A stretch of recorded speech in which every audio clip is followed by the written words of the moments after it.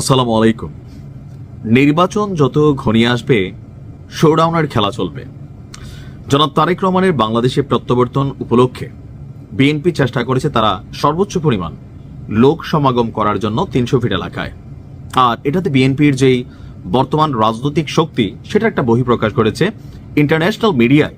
এই নিউজটা ফলাওভাবে প্রচারিত হয়েছে এবং তারেক রহমান আগামী দিনের সম্ভাব্য প্রধানমন্ত্রী হিসেবে আন্তর্জাতিক গণমাধ্যম রয়টার্স, বিবিসি আর অনেক পত্রিকা এটা মেনশন করেছে। কারণ এই লোক সমাগম দেখে, কারণ পশ্চিমা বিশ্বে এরকম লোক সমাগম হয় না।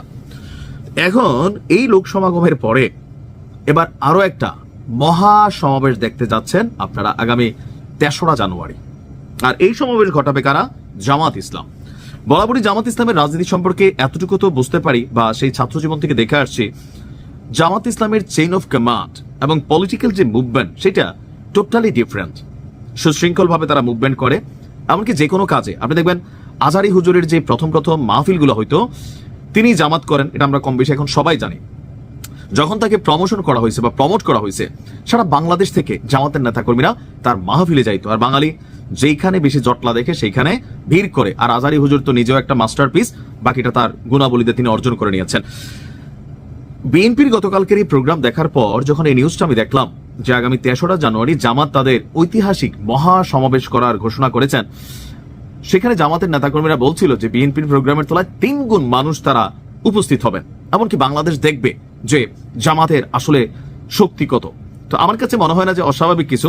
সারা বাংলাদেশ থেকে জামাতের নেতাকর্মীরা আপনি দেখবেন যে ঢাকা শহরে আসছে। এখন এ নিয়ে অলরেডি আগামী ৩রা জানুয়ারি জামাত ইসলামের উদ্যোগে সামগ্রিক রাজনৈতিক পরিস্থিতিতে সামাজিক উদ্বুদ্ধকরণ কর্মসূচি উপলক্ষে অনুষ্ঠিতব্য মহা সমাবেশ সফলভাবে বাস্তবায়নের লক্ষ্যে তারা একটা প্রস্তুতিমূলক সভাও করেছে, একটা কমিটিও গঠন করা হয়েছে। গতকালকে সন্ধ্যায় মগবাজারে দলের কেন্দ্রীয় কার্যালয়ে এখানে সভাপতিত্ব করেন দলটির খুবই গুরুত্বপূর্ণ নেতা, সেক্রেটারি যিনি আছেন জেনারেল মিয়া গোলাম পারওয়ার। তো এই সভায় এই মহাসমাবেশ বাস্তবায়নের বিভিন্ন দিক নিয়ে বিস্তারিত পর্যালোচনা করা হয়েছে এবং প্রয়োজনীয় সিদ্ধান্ত গ্রহণ করা হয়েছে। মহাসমাবেশ বাস্তবায়নের লক্ষ্যে একাধিক উপকমিটিও তারা গঠন করেছে এবং সংশ্লিষ্টদের মধ্যে দায়িত্ব বন্টন করে দিয়েছে। এখানে দলটির খুবই গুরুত্বপূর্ণ অনেক নেতারাই উপস্থিত ছিলেন। আর সভা শেষে এই মহাসমাবেশ সর্বাত্মকভাবে সফল করার জন্য আল্লাহ তাআলার সাহায্য তারা কামনা করেছেন, পাশাপাশি নেতাকর্মীদের আহ্বান জানিয়েছেন।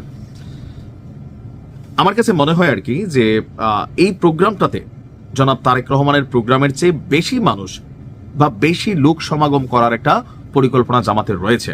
কারণ অনেকেই ভাবছে যে জামাতের আসলে কর্মী, সমর্থক, ভোটার কতটুকু আছে। তবে জামাত কিন্তু অতীতের তুলনায় এবার রাজনীতিতে ভিন্নতা আনছে। তাদের অমুসলিম শাখা তৈরি করা হয়েছে। আর তাদের যে নারী শাখা, অন্যান্য সময় তারা অনেকটা গুপ্তভাবে কাজ করলেও ৫ই আগস্টের পর তারা কিন্তু প্রকাশ্যে কাজ করছে।